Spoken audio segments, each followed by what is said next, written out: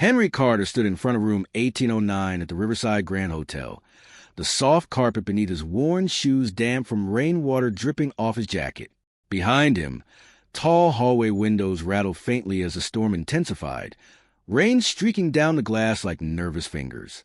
In his hands, he held a bouquet of deep red roses, their petals flawless and rich, wrapped in crisp white paper that already showed faint creases from the long night.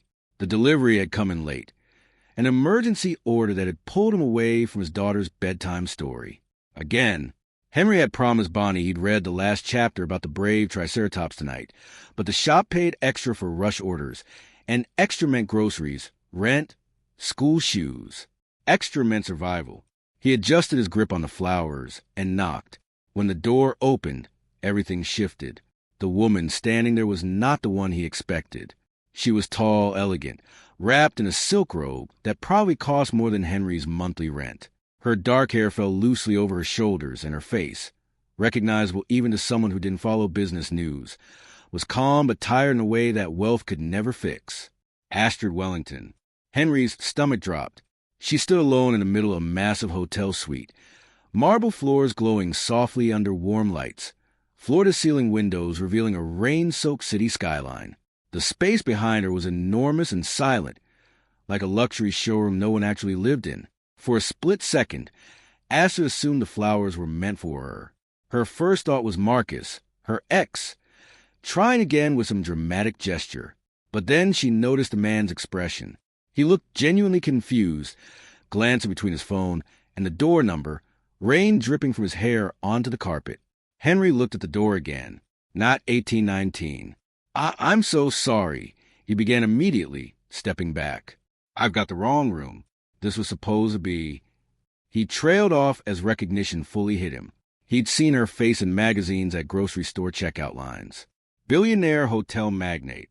Youngest self-made woman on the fortune lists. Astrid Wellington. He felt suddenly very small. Astrid noticed him shiver. The rain had soaked through his jacket, and his hands were slightly red from the cold. Something in his honest embarrassment made her pause instead of closing the door. "It's pouring out there," she heard herself say. "Do you want to come in for a minute?" The word surprised both of them. Henry hesitated. "I really should go.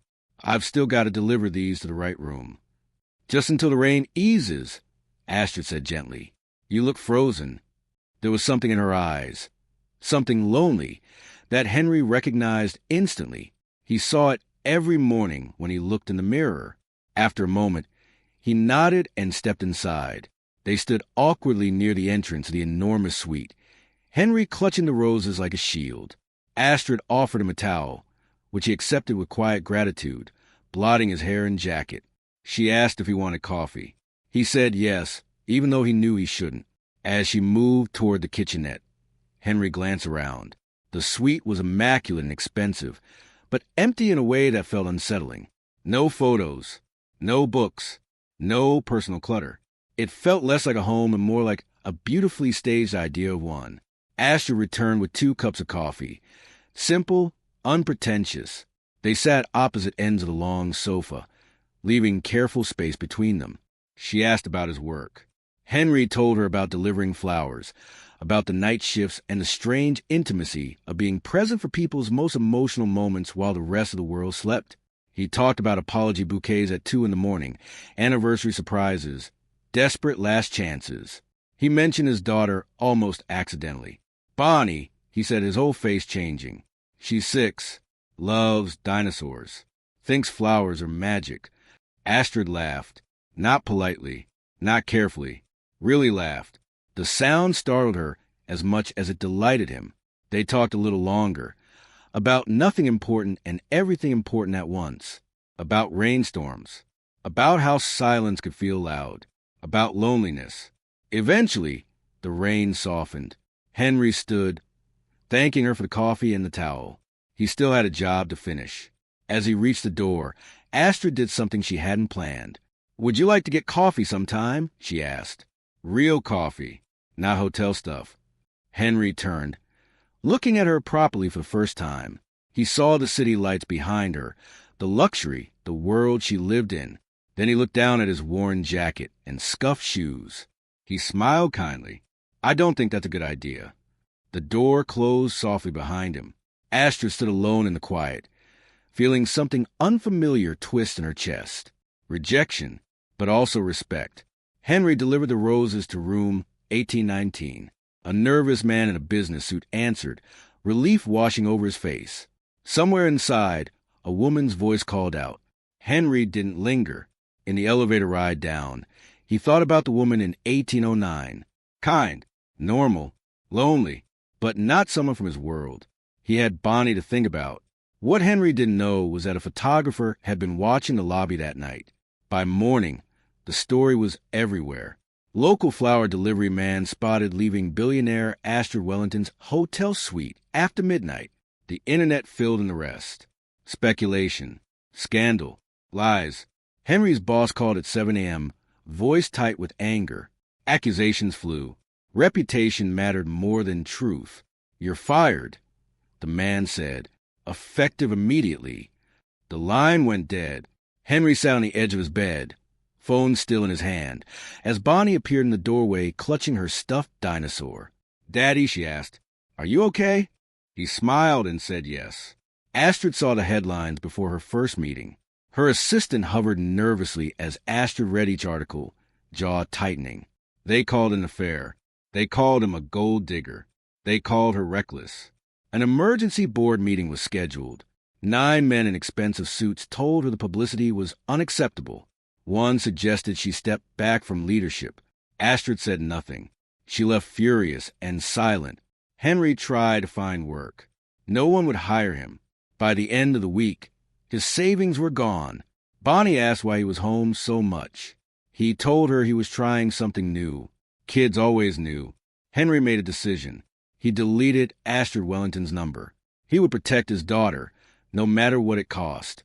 Astrid tried to reach him once. The message bounced back. She sat alone that night in her penthouse, staring at the city lights, realizing that all the money in the world couldn't buy what she actually wanted. And somewhere across town, a single father stared at his daughter's sleeping face, wondering how one small mistake had unraveled everything. Henry spent his evenings applying for jobs after Bonnie fell asleep, the glow of his old laptop filling their small kitchen. During the day, he helped her with schoolwork, made simple meals, and tried to keep life feeling normal. But the stress crept into everything. It lived in the tightness of his chest, the way he stared too long at rejection emails, the exhaustion that no amount of sleep could fix. One night, Bonnie padded into the kitchen while he sat frozen in front of another polite refusal. She climbed into his lap without a word, wrapping her small arms around his neck. Daddy, she asked softly, are you sad? He told her he was just tired. She frowned. I miss when you smile more. That broke him.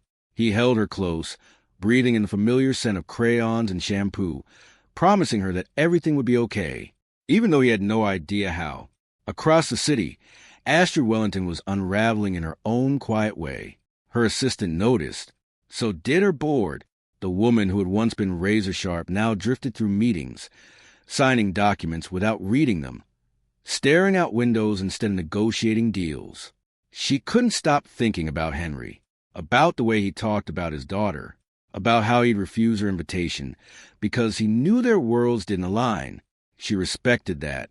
But it also made her realize how exhausted she was by her own world, the galas, the forced smiles, the endless pursuit of more. She had built an empire. She had forgotten to build a life. 3 weeks after the scandal broke, Astrid made a decision that terrified her. She dressed in jeans and a sweater and drove herself to Henry's neighborhood. The buildings were old and close together, laundry hanging from fire escapes. She sat in her car for 10 minutes, questioning everything before forcing herself out. Henry opened the door and froze.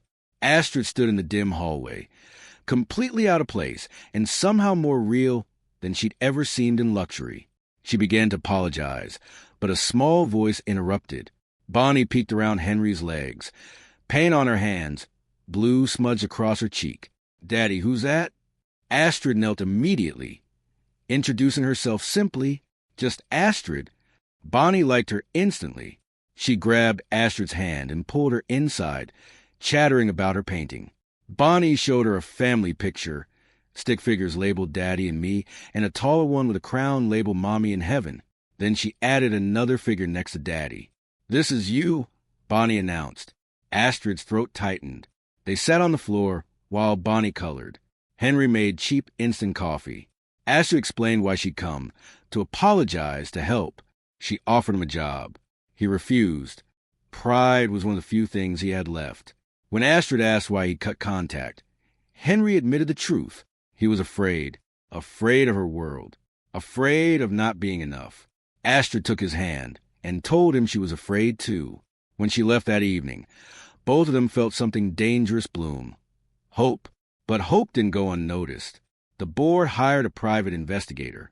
Photos surfaced of Astrid entering Henry's building. The headlines were vicious. Her family begged her to stop. Henry saw what was happening to her because of him. So he called, and he ended it. He said it was over. Said there was no future. Said it was what he wanted. He lied. Astrid hung up before he could hear her cry. Henry took a night job stocking shelves at a grocery store. Bonnie asked about Astrid once. He told her she was busy. Astrid threw herself back into work. But something had cracked open. One morning, looking around the boardroom, she realized these men had never once asked if she was happy. She thought of Bonnie's drawing, and she stood up. "I'm resigning," she said. The room erupted. She explained she was done choosing profit over connection. That success without love was just expensive loneliness. She walked out and drove straight to Bonnie's school. Henry arrived moments later, alarmed by a call from the office. Bonnie ran to Astrid, hugging her fiercely. Astrid told Henry what she'd done. She wasn't asking him to fit into her world anymore. She wanted to build a new one with him. Bonnie looked up at them seriously. "Are you in a kiss now?" Laughter rippled through the playground. Henry kissed Astrid. Right there. Months later, the flower shop opened. Second Chances Flowers. Bonnie's artwork hung in the windows. Astrid started a foundation for single parents. They built something real, brick by brick. The wedding was small. Bonnie was the flower girl. That night, sitting under the stars, Henry told Astrid how close he'd come to walking away that first night. She smiled. "I believe in that mistake," she said, "because sometimes the biggest happiness in a life begins with flowers meant for someone else, handed to exactly the right person."